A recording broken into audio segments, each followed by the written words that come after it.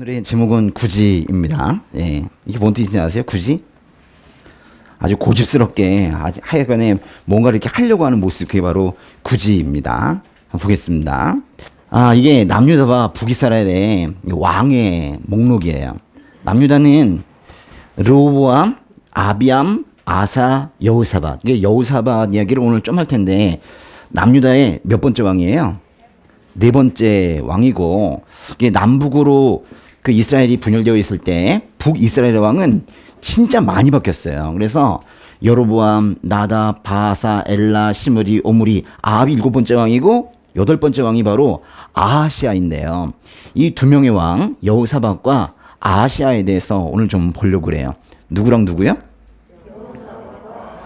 이거 나가시면서 다 까먹으려고 그러죠. 예? 까먹을 준비 딱 하고 있죠. 그렇지만 오늘 이 시간만큼은 그냥 기억하셨으면 좋겠어요. 나갈 때 잊어도 괜찮은데 나중에 찾아보면 되니까. 근데 여호사밧, 아하시아를 모르면 오늘 설교가 재미없을 것 같아. 그러니까 기억은 하고 계셨으면 좋겠습니다.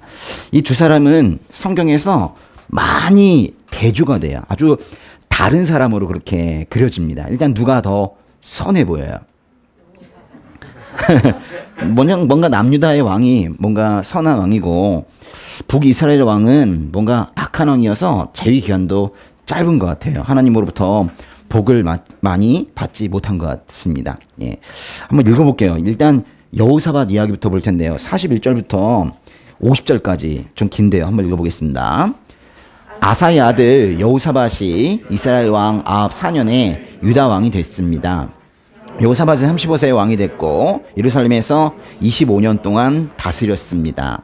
그 어머니의 이름은 아수바로 시리의 딸이었습니다. 그는 모든 일에 그 아버지 아사의 길을 따라 행하며 그 길에서 떠나지 않았고 여호와 보시기에 정직행했습니다. 그러나 산당은 없애지 못했으므로 백성들이 산당에서 계속 제사를 드리고 분향했습니다. 여호사밧은 또한 이스라엘 왕과도 평화롭게 지냈습니다. 여호사밧 시대의 다른 일들과 여호사밧이 이룩한 업적과 그가 전쟁을 일으킨 것은 유다 왕들의 역대에 기록되어 있습니다. 여호사밧은 아버지 아사의 통치 시대 후에도 여전히 남아있던 남자 창기들을 그 땅에서 없애버렸습니다. 그때 에돔에는 왕이 없었고 대린이 통치했습니다. 그때 여호사밧은 무역선을 만들고 금을 구하러 오빌로 보냈습니다. 그러나 그 배들은 에시온게벨에서 파손돼 가지 못했습니다. 그때 아합의 아들 아하시아가 여호사밧에게 말했습니다. 내 종들이 왕의 종들과 함께 배를 타게 해 주십시오. 그러나 여호사밧은 거절했습니다. 그 후 여호사밧은 조상들과 함께 잠들고 자기 조상 다윗성의 조상들과 함께 묻혔습니다. 그리고 여호사밧의 아들 여호람이 그 뒤를 이어 왕이 됐습니다. 여호사밧은 아사의 아들이에요. 여호사밧은 아사의 아들로 르호보암, 아비야, 아사를 위어서 남유다의 네 번째 왕이 됐습니다. 35세의 왕이 되어서 한 3년간은 아버지 아사와 함께 통치하다가 그 이후에 혼자 정치를 하게 됐죠. 25년 동안 남유다를 다스리는 동안에 북이스라엘의 아합, 아하시아, 여호람 이 세 사람을 다 경험한 그런 남쪽의 왕입니다. 이 43절을 보시면은 우리를 아주 크게 안심시켜요. 이건 뭐 긴장 안 하고 봐도 될 것 같아요. 그동안 우리는 열왕기상 그 후반부에서 북이스라엘의 아합이라는 왕을 만나서 여태까지 얼마나 조마조마했어요. 그렇죠? 또 무신술수할지 또 얼마나 하나님 마음을 아프게 할지 정말 아합이 그 존재 자체가 늘 우리를 긴장시켰어요. 어디에나 그런 사람이 있죠. 보고만 있어도 불안불안한 폭탄 같은 사람이 있어요. 자긴 몰라요. 수류탄 핀이 뽑힌 것 같은 사람이 있어요. 압니까? 수류탄 핀 뽑힌 거? 수류탄 핀이 뽑히면 던지면 터지는 거예요. 그런 사람들이 있죠. 사실은 많아요. 사람은 자신이 그런 폭탄일 수 있는데 아합 같은 사람일 수 있는데 자기만 모를 때도 많아요. 만약 주변을 긴장시키고 있는 사람이 있다면 그런 사람은요 결국에는 혼자 남아요. 왜냐면 주변 사람들이 챙겨주긴 하는데 챙겨주다가 결국 좀 지쳐요. 그래서 결국에는 떠나요. 그렇게 오랜 기간 동안 긴장감을 이겨낼 수 있는 사람은 없거든요. 만약 여기에서 그런 분이 없으시리라고 믿고 싶지만 혹시라도 스스로 외로움을 느끼시는 분이 있다면 나는 혼자다, 외톨이다 이런 생각을 하고 계시는 분이 있다면 한번 생각해 보세요. 내가 밝게만 하면 곧 터질 지뢰와 같은 존재인지 아닌지 그런 걸 생각해 보시란 말이에요. 나와 전혀 상관없는 이야기라 생각하지 마시고 한번 생각해 보시란 말이에요. 이것이 바로 관계 개선을 위한 첫걸음이거든요. 나는 아무런 문제가 없어. 이렇게 하면 관계 개선은 좀 쉽지 않아요. 나에게 어떤 문제가 있는지 뭐 없으면 괜찮고요. 근데 있는지 없는지는 살펴보는 것이 매우 중요합니다. 그럼 왜 이렇게 관계 개선을 위해서 노력해야 되는가? 왜 사람은 관계 개선을 위해서 노력해야 될까요? 살기 위해서 그래요. 살기 위해서. 사람은요. 소속감이 없으면 죽거든요. 소속감 없이 난 살 수 있다. 그렇지 않습니다. 그건 뭔가 일정 부분 포기하고 사는 거지. 사람은 소속감이 없으면 죽어요. 그러려면 관계 개선을 해야 돼요. 만약 안 하면 사람들이 떠나요. 소속이 되지 못해요.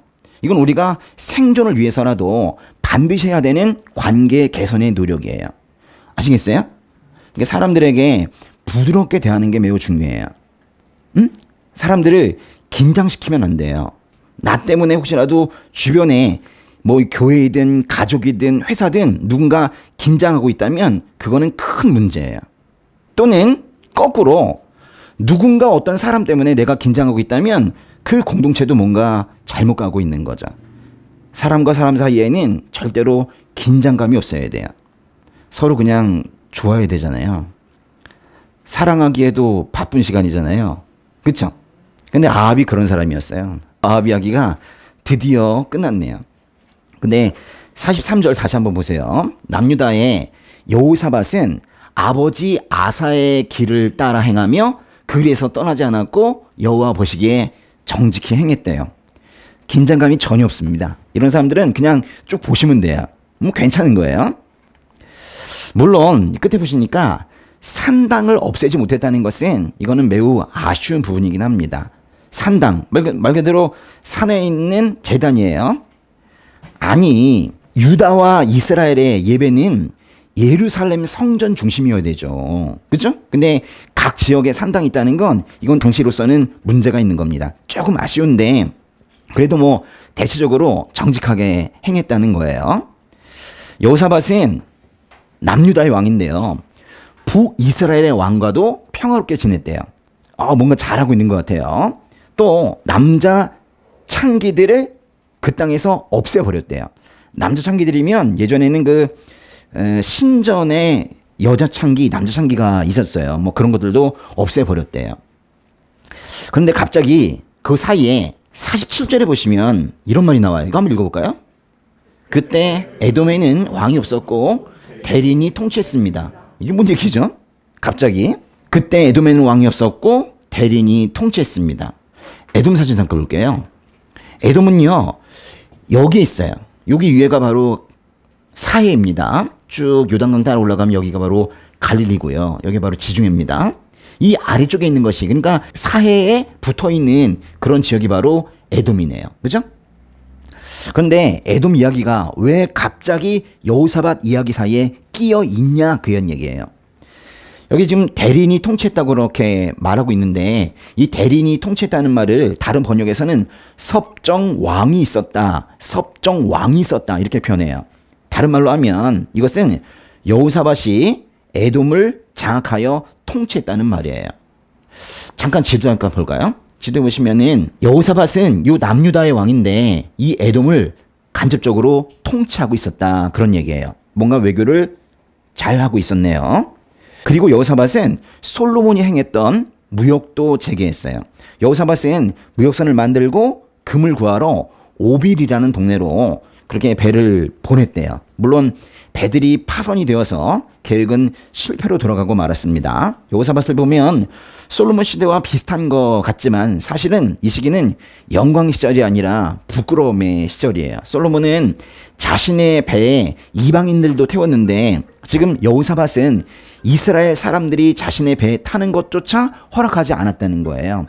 여호사밧은 대체적으로 선했고 솔로몬과 비슷한 게 있지만 지금은 사실 남북으로 갈라진 수치스러운 그런 시대입니다. 그런데 우리는 이전 아합 이야기에서 이미 여호사밧을 봤어요. 여호사밧이 어디 났었어요? 아합이 길랏 라못을 공격을 할 때 여호사밧이 함께 싸워줬죠. 남유다와 북이스라엘이 연합이 되어서 저기 아람의 군대와 싸운 이야기가 있었어요.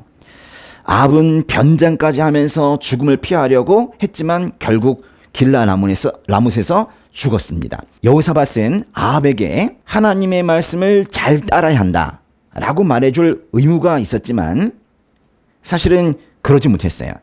아니, 하나님 잘 믿고 있는 여호사밧은 북이스라엘의 아합에게 하나님 잘 믿어야 된다고 말해줬어야 된다고요. 근데 그러질 못했다고요. 타이밍을 놓쳤단 말이에요. 그런 걸 인생의 오점이라고 하는 거예요. 복음을 전할 타이밍에 복음을 전하지 못하면 물론 다시 기회가 오는 경우도 있지만 그것이 만약에 마지막 복음을 전할 기회라면 평생 후회가 되기도 하는 거예요. 미루지 말라는 거예요. 보세요. 여호사밧은 지금 선한 왕이라고 성경에서 평가받고 있어도 그 자신을 바라보면서는 계속 한마음에 아쉬운 면이 있을 거예요. 그때 아합에게 말을 해줄 걸. 전쟁 나가지 말라고 하나님 말씀을 어기는 거라고 말해줄 걸. 그랬다면 아합이 죽지는 않았을 텐데 그런 생각했을 거 아니에요. 그죠? 그러니까 타이밍을 놓친 거예요. 그런 실수를 범하지 마시라는 거예요. 그 다음은 북이스라엘의 아시아 왕 이야기인데요. 우선 열왕기상 마지막에 있는 아시아 이야기를 읽어보도록 하겠습니다. 22장 51절부터 53절까지입니다. 3절 읽어볼게요. 아합의 아들 아시아는 유다왕 여호사밧 17년에 사마리아에서 이스라엘 왕이 됐고 이스라엘을 2년 동안 다스렸습니다. 아시아는 여호와의 눈앞에서 악을 행했습니다. 그는 자기 아버지의 길과 자기 어머니의 길과 이스라엘을 죄짓게 한 느바세 아들 여로보암의 길을 그대로 따랐습니다. 아시아는 바알을 섬기고 숭배해 이스라엘의 하나님 여호와의 진노를 자아냈습니다. 그는 자기 아버지가 하던 그대로 했습니다. 정말 최악이네요. 그죠? 남유다의 여호사밧 왕과 너무나도 비교가 되는 거예요. 아시아는 아합의 아들로 여호사밧 17년의 왕이 되어서 겨우 2년 왕 노릇을 했습니다. 지금 북쪽 얘기하고 있는 거예요. 성경은 그 북이스라엘 왕인 아시아를 이렇게 평가합니다. 52절 보시면 아시아는 여호와의 눈앞에서 뭐예요? 악을 행했습니다. 그는 자기 아버지의 길과 자기 어머니의 길과 여로보암의 길을 따랐대요. 다른 데에선 욕을 해도 어머니의 길을 따랐다고 하지는 않아요. 근데 지금 여기 길 이런 길을 따랐다는 거예요. 아합의 길과 이세벨의 길과 여로보암의 길을 다 따라서 악을 행했다. 악행을 행했다. 지금 그런 얘기예요. 특히 바알 숭배를 하면서 그렇게 하나님을 화나게 한 그런 장본인이 바로 아시아라는 거예요. 너무도 특이한 것은 아시아 이야기가 열왕기 상에서 끝나지 않았다는 거예요. 열왕기 상하는요 원래 한 권이었습니다. 아십니까? 열왕기 상하는 원래 한 권이었는데 이게 보기 좋도록 이렇게 상하로 두 권으로 분권한 거예요. 근데 그 사이에 아시아 이야기를 중간에서 뚝 잘라가지고 반 정도는 열왕기 상 끝에 그리고 반 정도는 열왕기야 앞에 집어넣어 놓은 거예요. 아니 보통 이렇게 분권하려면 아시아 이야기가 싹 끝나고 그 다음에 열왕기 하를 시작하든가 깔끔하게 열왕기 하부터 아시아 이야기를 하든가 해야 되는데 지금 아시아의 허리를 자른 거예요. 일부러 그렇게 한 거예요. 일부러 아시아를 욕보인 거예요. 이 성경조차 아시아 얘기를 중간에서 잘라버린 거예요. 아주 어색하게 끝나는 게 그래서 바로 열왕기 상입니다. 열왕기 하에 아시아 이야기를 한번 읽어볼게요. 열왕기하 1장의 1절만 한번 읽어보겠습니다. 아합이 죽은 뒤 모압이 이스라엘에 대항해 반란을 일으켰습니다. 아합이 죽은 뒤, 다른 말로 아시아 때라는 뜻이죠. 아시아 때에 모압이 이스라엘에 대항해 반란을 일으켰대요. 이스라엘이 외부적으로 곤란을 겪고 있다는 그런 말이에요. 그리고 2절부터는 다른 이야기가 나오거든요. 그러니까 모압 이야기는 이거 한 줄이에요. 잘 들으세요. 정말 어려운 얘기인데 보세요. 생각해보니까 조금 전에 남유다의 왕 여호사밧 이야기를 할 때에도 에돔 이야기가 한 줄 있었어요. 그리고 지금 북이스라엘의 아시아 이야기에도 모압 이야기가 한 줄, 딱 한 줄 들어가 있는 거예요. 이런 거 놓치면 또 성경에서 우리가 배울 수 있는 거를 하나를 또 놓치게 되는 거예요. 에돔과 모압이 함께 나와 있는 지도 보시면은 여기 사해가 있고 밑에가 에돔인데요. 모압은 여기에 있습니다. 예, 사해의 동쪽에 있어요. 보니까 에돔과 모압은 붙어 있네요. 그죠? 근데 지금 뭘 얘기하고 있냐면 남유다의 왕은 에돔을 장악하고 있었지만, 통치하고 있었지만, 지금 북이스라엘의 왕은 지금 이 모압에 오히려 반역을 받아가지고 지금 혼란을 겪고 있다, 이런 얘기예요. 지금 이렇게 대조하려고 한 거예요. 여긴 통치하고 있는데 이렇게 통치하지 못한다고. 오히려 모압이 반란을 일으켜서 북이스라엘이 곤란을 겪었다고요. 이야기를 통해서 우리는 아주 단순한 진리를 지금 배우게 돼요. 하나님 말씀 잘 듣고 순종하는 여호사밧은 외교적으로도 성공하지만 바알 숭배에 빠져서 하나님의 진노를 자아내는 아시아는 외교적으로도 실패했다는 거예요. 좀 더 간단히 말하면 믿음 좋은 사람은 다른 사람과의 관계에서도 승리하지만 믿음이 나쁜 사람은, 좋지 않은 사람은 다른 사람과의 관계에서도 실패한다. 지금 그 얘기를 하는 거예요. 맞습니까? 그렇게 될 거예요. 성도님들, 지금 조금 삶이 팍팍하더라도, 좀 힘들더라도 성실하게 예배 드리시고 또 예수님 잘 믿으면서 살다가 보면 외부적인 일도 잘 풀려갈 거예요. 일하고 공부하고 다른 사람 만나는 거 다 잘 될 거예요. 왜 잘 될까요? 저는 사실 그런 믿음을 가지고 있어요. 나는 하나님의 자녀인데, 하나님께서 내 인생을 이끄시는데, 하나님께서 하시겠지 뭐. 하나님께서 도우실 것이기 때문에 그런 사람은 당연히 잘 되게 되어 있어요. 그러나 거꾸로 지금 뭔가 일이 잘 풀리는 것 같아도 그것이 만약에 하나님 의지하고 하는 일이 아니라면 모압이 대항하는 것과 같은 그런 괴로운 사건이 그 인생에 생길 수 있어요. 저는 여기서 이제 학생들을 가르치면서 제일 안타까운 게 그거예요. 학생들이 그냥 붙는 거 있죠. 예수님 제대로 믿지 않은 상태에서 붙는 거. 제가 보기엔 너무 빨라요. 아직 예수님 제대로 안 믿는데 붙어. 그럼 이제 어떻게 생각할까요? 역시 나는 잘났어. 그러겠죠? 그러니까 이게 인생이 나락으로 가는 거예요. 차라리 1년 더 하는 게 낫거든요. 저는 정말 부족한 사람인데, 응? 주님이 날 이끄셔서 이번에 됐습니다. 모든 공을 하나님께 돌릴 수 있는 뭐 그런 고백이 있어야 되는데 그게 되지 못하면 진짜 문제인 거예요. 1년 길지 않아요. 그렇죠? 예. 근데 그 1년 때문에 그 평생을 잃어버릴 수 있는 거죠. 그렇죠? 만약에 근데 모압이 이스라엘에 대항하는 것처럼 그렇게 괴로운 일이 생긴다면 사실 오히려 잘 된 거예요. 그거는 사실 하나님의 자비거든요. 어떻게든 돌아오라고, 너 그렇게 살면 안 된다고 돌아오라고 말씀하시는 거잖아요. 오히려 그런 건 자비이고 사랑인 거죠. 아시아에게 또 다른 사고가 터집니다. 이게 하나님 제대로 있지 않으면 사고가 계속 터지나 봐요. 1장의 2절부터 8절까지 한번 읽어볼게요. 시작. 그때 아시아는 사마리아의 자기 다락방 난간에서 떨어져 중상을 입었습니다. 그러자 아시아는 심부름꾼들을 보내며 말했습니다. 가서 에그론의 신 바알세붑에게 내가 이 병에서 회복되겠느냐고 물어보아라. 여호와의 천사가 뒷사람 엘리야에게 말했습니다. 일어나 올라가서 사마리아 왕이 보낸 심부름꾼들을 만나서 말하여라. 이스라엘에는 하나님이 안 계셔서 너희가 에그론의 신 바알세붑에게 물으러 가느냐? 그러므로 여호와께서 이렇게 말씀하신다. 너는 내가 누워있는 그 침대를 떠나지 못하고 분명 죽게 될 것이다. 그리하여 엘리야는 가서 천사가 말해준 그대로 했습니다. 아시아의 심부름꾼들이 왕에게 돌아오자 왕이 그들에게 물었습니다. 너희가 왜 돌아왔느냐? 심부름꾼들이 대답했습니다. 어떤 사람이 저희를 만나러 올라와 저희에게 너희를 보낸 왕에게 돌아가 말하라. 여호와께서 말씀하신다. 이스라엘에는 하나님이 안 계셔서 내가 에그론의 신 바알세불에게 물으러 가느냐? 그러므로 너는 내가 누워있는 그 침대를 떠나지 못할 것이라고 말하라 라고 했습니다. 왕이 그 심부름꾼들에게 물었습니다. 너희를 만나러 와서 이 이야기를 해준 사람의 모습이 어떠하더냐? 그들이 대답했습니다. 그는 털이 많은 사람이었고 허리에 가죽띠를 두르고 있었습니다. 왕이 말했습니다. 그 사람은 디습 사람 엘리야다.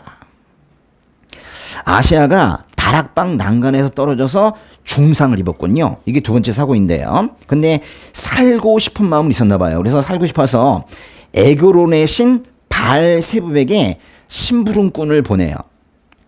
에그론이 어디예요?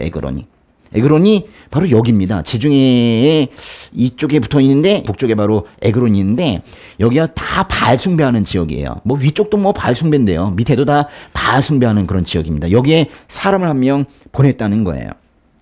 바알세불은 사실은 파리의 왕 이런 뜻이에요. 파리의 왕, 그 파리 아시죠? 파리. 응? 이 표현을 그 신약 성경에서는 바알세불이라고 해요. 바알세불. 약간 좀 변형된 형태인데 신약 성경에서 바알세불이라고 하면 사실은 사탄을 의미하는 거예요.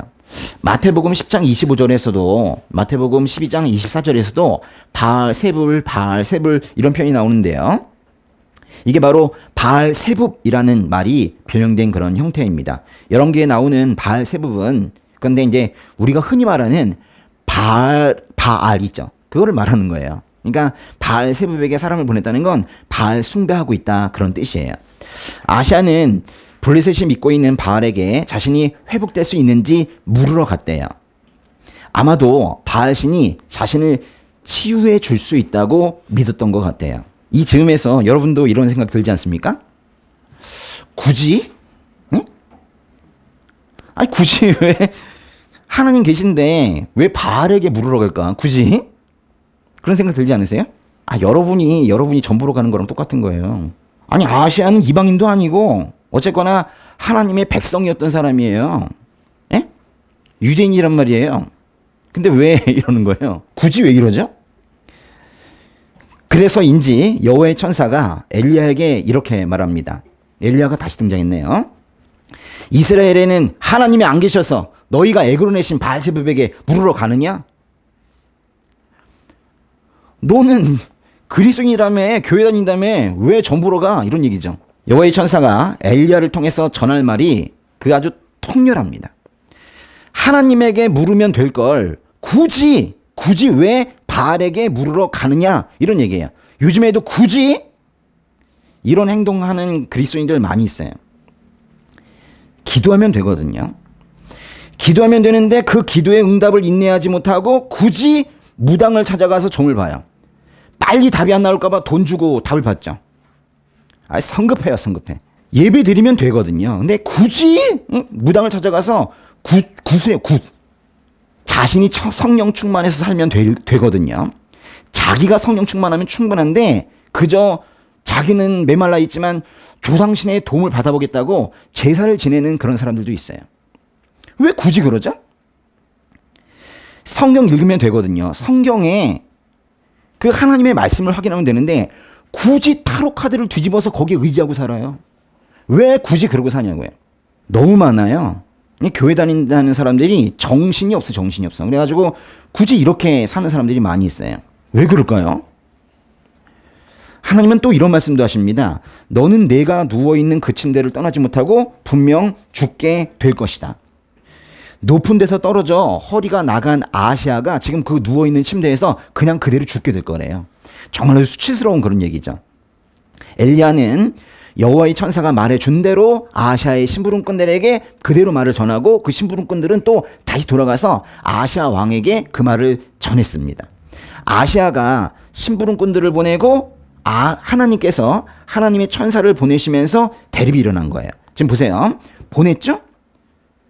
아시아는 심부름꾼들을 보내고 하나님께서는 천사를 보내시면서 둘이 만나가지고 지금 대립이 된 거예요. 물론 여호와의 천사의 말을 전한 것은 엘리야입니다. 이게 하나는 뭐 심부름꾼, 하나는 지금 천사 이렇게 번역했지만 사실 이 히브리어로 보면 두 단어가 사실 거의 같은 거예요. 심부름꾼도 말라킴, 말락이 비슷한 말인데 말라킴 이렇게 표현하고 그 천사도 말라크 뭐 이렇게 표현해요. 다 누군가에게 보낸다 이런 뜻이에요. 그 헬라어로는 앙겔로스가 바로 천사인데 이게 다 같은 말이에요. 겉으로 보면 아시아의 심부름꾼들과 여호와의 천사 및 그 말을 전달하는 엘리야가 지금 충돌하는 것처럼 그렇게 보이지만은 사실은 바알 숭배라는 우상 숭배와 하나님 잘 믿는 신앙이 정면으로 지금 충돌하고 있는 거예요. 이건 세상에서 늘 일어나는 일이죠. 하나님 믿는 신앙과 아닌 것들이 아닌 신념, 사고가 충돌하죠. 그리고 이거는 세상에서도 일어나는 일이기도 한데 사실은 개인의 삶에서도 늘 일어나는 갈등이기도 합니다. 이 안에서 아주 소용돌이치죠. 저는 항상 가지고 있는 바람이 있어요. 제가 완전한 하나님의 사람이 되기를 원해요. 좀 뜬금없지만 늘 기도하는 게, 기도 중에 꼭 빠지지 않는 게 진짜 목사 되게 해주세요. 뭐 그런 기도 하거든요. 그럼 지금 가짜 목사인가? 그런가 봐. 뭔가 미흡해요. 이게 진짜 그냥 눈만 뜨면 마치 변화산에서 예수님만 바라보이듯이 그렇게 하나님만 바라볼 수 있는 그런 사람 되고 싶은데 눈을 뜨면 딴 게 자꾸 보이는 거예요. 너무 속이 상하고 힘이 들어요. 제 생각에 아무것도 없이 그저 주님만 바라봤으면 좋겠거든요. 근데 이 세상이 워낙에 신경 쓸 게 많은가 봐요. 가정의 일도 또 왜 이렇게 또 많이 생겨요? 그래서 개인의 삶에서도 이렇게 뭔가 하나님 제일 믿고 싶은 그런 마음과 그렇지 않은 마음이 충돌하고 있는 것 같아요. 지금 아시아가 보낸 심부름꾼들이 엘리야를 통해서 전해 들은 하나님의 경고를 아시아 왕에게 그대로 전달했습니다. 어떤 말을 전달한 거예요? 똑바로 믿으세요. 아니면 침대에서 죽을 거예요. 뭐 그렇게 지금 말한 거잖아요. 그러자 아시아가 심부름꾼들의 그 말을 듣고 너희를 막은 사람의 그 모습이 어떻게 되든 그렇게 이제 물어본 거예요. 그랬더니 털이 많고 허리에 가죽띠를 두른 그런 사람이었습니다. 라고 했더니 아시아가 바로 알았지요. 아, 엘리야다. 아시아의 아버지 아합과 늘 대립하고 있던 엘리야를 지금 아시아 그 아들도 지금 알고 있는 거예요. 그래서 이제 아시아와 엘리야가 대립하는데요. 어떻게 하나 보세요. 9절에서 15절 한번 읽어보겠습니다. 그러고 나서 그는 엘리야에게 50부장과 50부장의 부하 50명을 함께 보냈습니다. 그 50부장이 산꼭대기에 앉아있는 엘리야에게 올라가 말했습니다. 하나님의 사람이여 왕께서 내려오라고 말씀하십니다. 엘리야가 50부장에게 대답했습니다. 내가 만약 하나님의 사람이라면 하늘에서 불이 내려와 너와 네 부하 50명을 태워버릴 것이다. 그러자 하늘에서 불이 내려와 50부장과 그 부하들을 태워버렸습니다. 그러자 왕이 엘리야에게 다른 50부장과 그의 부하 50명을 보냈습니다. 50부장이 엘리야에게 말했습니다. 하나님의 사람이여 왕께서 당장 내려오라고 말씀하십니다. 엘리야가 대답했습니다.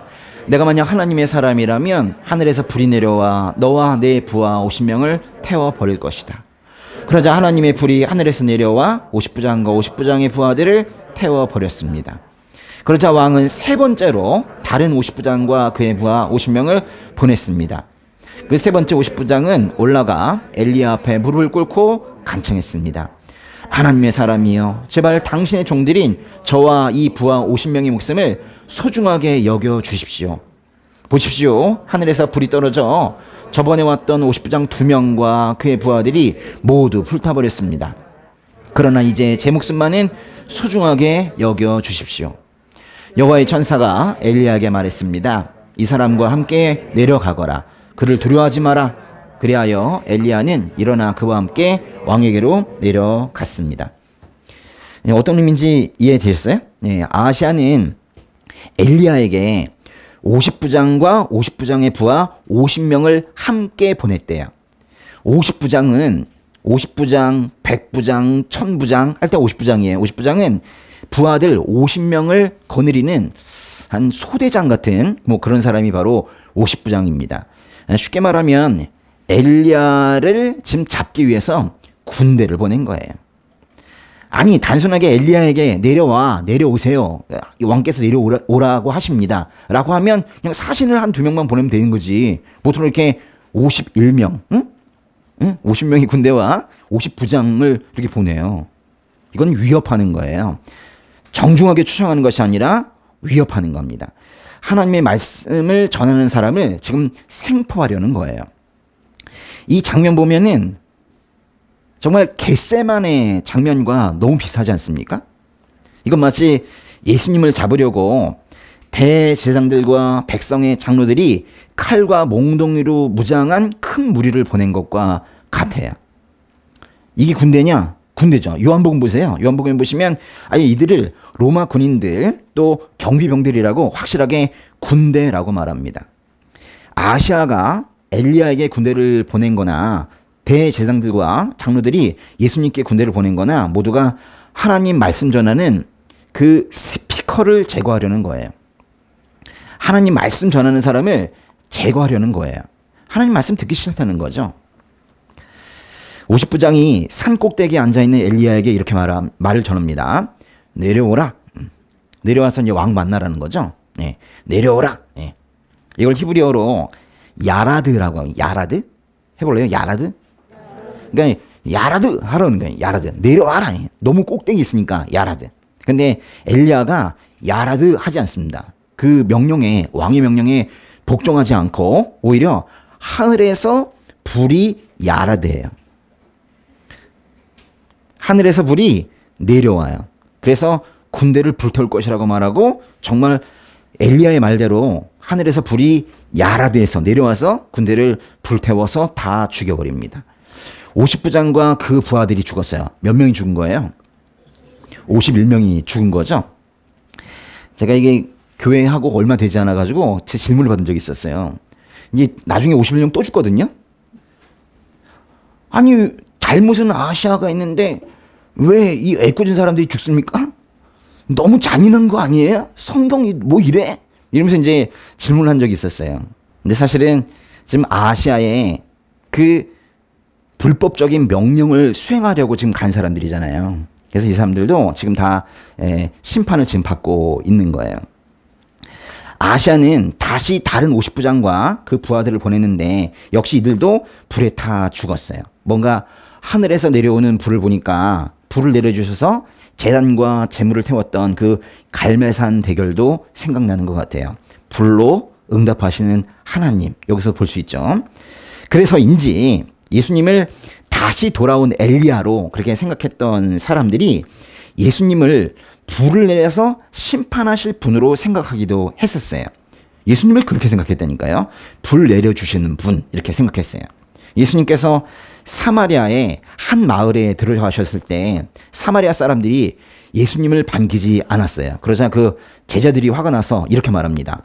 주여, 우리가 하늘에서 불을 불러 이 사람들을 멸망시켜 달라고 할까요?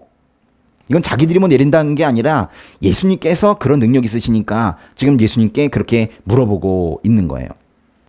아마도 이 제자들이 이렇게 말한 것은 이 말하기 직전에 변화산에서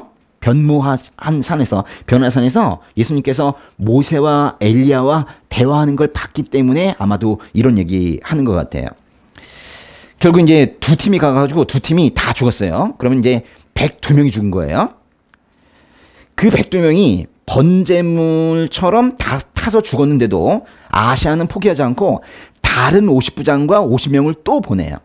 그런데 이 세 번째 50부장이 엘리야에게 내려오라 이렇게 명령하는 게 아니라 오히려 간청을 하죠. 저희들의 목숨을 소중하게 여겨 주십시오. 살려주세요. 이렇게 말하죠. 그러자 이번에는 엘리야가 그들의 목숨을 살려줍니다. 그리고 그 50부장과 함께 아시아 왕에게로 내려가요. 산 꼭대기에 있던 엘리야가 드디어 왕에게로 내려갑니다. 죽으면 어떡하죠? 근데도 두려워하지 말고 내려가라는 여호와의 천사의 말이 있었기 때문에 두려워하지 말고 내려갔어요. 예.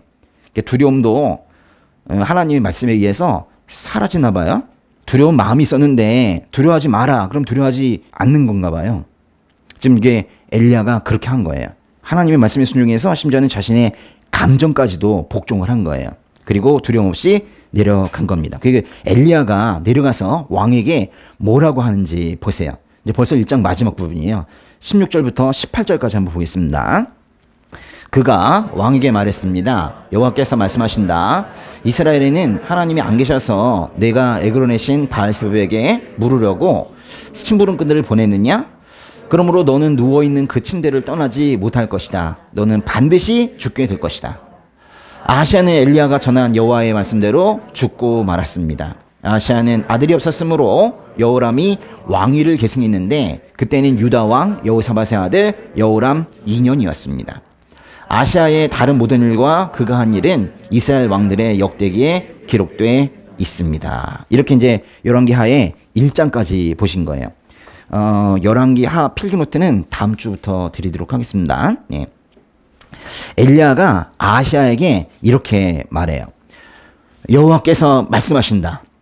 이스라엘에는 하나님이 안 계셔서 네가 에그론의 신 바알세불에게 물으라고 심부름꾼들을 보냈느냐? 그러므로 너는 누워있는 그 침대를 떠나지 못할 것이다. 너는 반드시 죽게 될 것이다. 사실 이 말씀, 이 좀 길지만요. 이 말씀이 열왕기하 1장을 가득 채우고 있죠. 이게 똑같은 말씀이 3번 나와요. 계속 나오고 무슨 뜻이에요? 이거 배우라는 거예요. 결국 열왕기하 1장이 말하고 싶은 게 이거예요. 하나님이 안 계셔서 바알에게 물으라고 심부름꾼들을 보내느냐? 네 삶에는 하나님이 안 계시냐? 왜 엉뚱한 짓 하느냐? 지금 그거 말하고 있는 거예요. 아주 티가 나게 열왕기하 1장의 주제를 열왕기하가 말해주고 있는 거예요. 그러니까 뭐 다른 주제를 찾으려고 그렇게 정신을 분산시키고 그렇게 할 필요 없는 거예요. 아니 딱 하나님께서 말씀하시고 싶은 말씀이 뭔지가 그대로 나타나고 있는 거죠. 하나님이 계신데 굳이 무당을 찾아가고 다른 방법을 찾는 그리스도인들에게 지금 말씀하고 계시는 거예요. 그러지 마라. 그러다가 망한다. 지금 그렇게 말하는 거예요. 점이나 타로 카드나 제사의 힘을 성경 말씀보다 더 직접적이고 적절한 것으로 보는 그런 잘못을 하지 마시기 바랍니다. 무당의 말 때문에 살아계신 하나님의 실제와 예수 그리스도 안에 나타난 하나님의 계시를 부인하는 그런 어리석은 행동은 하지 말아주세요. 결국 아하시아는 하나님의 말씀대로 죽었어요. 근데 아들이 없었기 때문에 그 동생인 여호람이 그 다음 왕위를 계승했대요. 아합에게 또 한 명의 아들이 있었군요.